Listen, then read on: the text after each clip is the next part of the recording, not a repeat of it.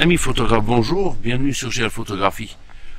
Aujourd'hui, on fait un petit test matos sur un sac, le Love Pro Whistler 450 AW, que j'ai pris il n'y a pas très longtemps. Alors je vous montre ça juste après le jingle.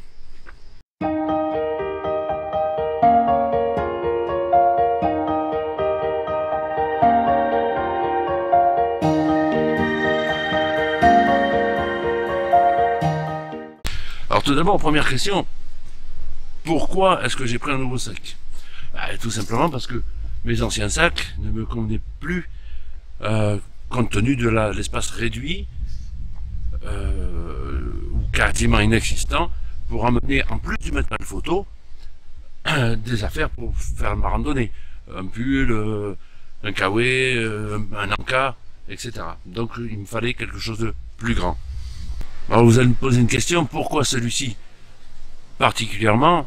Après avoir recherché le sac qui pourrait combler mes exigences, éliminer les sacs trop petits qui ne peuvent pas contenir mon 150-600 et les sacs beaucoup trop chers pour ma bourse, je suis tombé sur celui-ci qui n'est pas donné non plus mais qui me semblait être d'un rapport qualité-prix excellent. Il fait à peu près, je crois, 275 € sur Amazon et je vous mets le lien dans la description, bien entendu. Ma première impression. Au déballage, on s'aperçoit que le produit a une finition sans reproche avec des matériaux de bonne qualité et qui semble très robuste.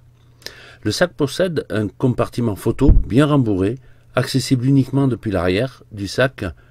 Sur le devant, plusieurs poches sont présentées dont un compartiment à souffler, un espace sur le dessus et une poche sur la ceinture ventrale permettant de mettre ses papiers et son téléphone portable. De nombreuses sangles sont également présentes sur l'extérieur, permettant l'accroche d'un trépied ou autre équipement volumineux. Voyons maintenant la capacité du compartiment photo. Le compartiment photo est totalement amovible, ce qui permet d'utiliser ce sac comme un sac de randonnée uniquement si cela vous est utile. Il comporte sa propre fermeture éclair. Donc voilà le matériel par exemple que je mets dans ce compartiment, comme vous le voyez. Mon boîtier D5500 avec son objectif 150-600, l'objectif macro 105 de Sigma, l'objectif 10-20 de Sigma, l'objectif 30, 50 et 85 de Nikkor, tous ces objectifs avec pare-soleil, du petit matériel comme l'enregistreur H1 de Zoom avec le micro-cravate, plusieurs batteries de rechange, des cartes mémoire, du kit de nettoyage, etc. De nombreuses cloisons permet de façonner facilement l'intérieur du compartiment. Sur les parois intérieures, il existe deux fines poches sur les côtés pour mettre des cartes mémoire par exemple. L'accès à l'espace photo se fait exclusivement par le dos du sac, ce qui fait que, même avec la protection anti-pluie, le matériel reste accessible et surtout bien protégé. La fermeture de l'insert par scratch est difficile, surtout si vous changez souvent, comme moi, d'objectif. À la longue, je n'utilise que les fermetures éclair et non plus le scratch. Voyons maintenant les capacités des poches annexes. Sur le devant du sac se trouve un compartiment à souffler avec un revêtement étanche à l'intérieur pour entreposer des vêtements humides, ce qui garde le sac au sec. La poche sur le haut du sac, toujours étanche comme le précédent, peut accueillir beaucoup d'affaires de randonnée.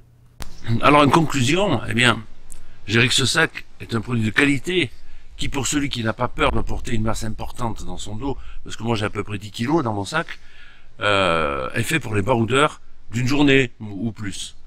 Sa qualité de fabrication, sa capacité de chargement, son étanchéité, sa robustesse sont les points positifs. Alors que l'accessibilité par l'arrière du sac peut devenir un point négatif, je pense que c'est un choix et c'est une habitude. Par contre, la fermeture de l'insert à l'intérieur du sac devient problématique. C'est pour ça que, en règle générale, le scratch, je m'en sers pas. Je rappelle le prix, 275 € Amazon, les liens dans la description. Je vous remercie, j'espère que ce test vous aura aiguillé sur le choix du sac, si celui-ci vous correspond. J'ai oublié juste de vous dire qu'il existe en taille inférieure, qui semble bien aussi, le 350 a l'air bien aussi, j'ai pas les tarifs en tête. Donc je vous dis à bientôt pour une prochaine vidéo. Au revoir.